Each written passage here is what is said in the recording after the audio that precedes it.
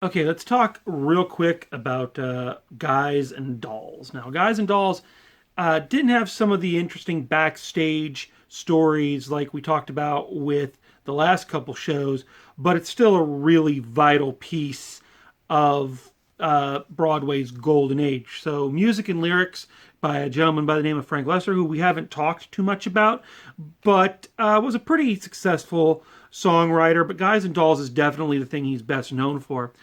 The show is based on a series of short stories by an American author named Damon Runyon, who had made a name for himself for a couple of different things. One, kind of using very exquisite languages. He coined a lot of what we would consider kind of the 40s, 50s jargon, especially as it relates to what we would call gangsters or wise guys. The stories are always about these lovable kind of crooks, and these weren't like the machine gun toting, bank robbing gangsters like you'd see in the movies. These were more lovable scamps. They weren't so much, criminals as they were, just kind of merry mischief makers that the cops are always kind of doing, this bit to, oh, you, Nathan Detroit. So the story of the show is a little convoluted, but see if you can follow along. It's based off of two of Runyon's best known stories. So there is a notorious gambler by the name of Nathan Detroit. This is kind of the part that people want to play.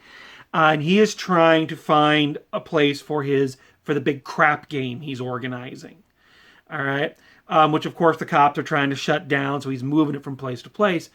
So he gets in with a gambler by the name of Sky Masterson, and kind of in a weird, almost teen movie way, Nathan Detroit bets Sky Masterson that Sky Masterson cannot romance whatever woman that Nathan Detroit, picks out for him.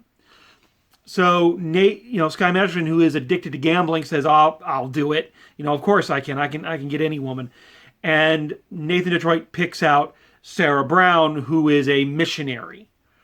So there's Sky Masterson trying to romance Sarah Brown. Nathan Detroit is having all these troubles with his long-term fiance Adelaide. So it's a lot of running around, very Shakespearean, very kind of light, fluffy love stories.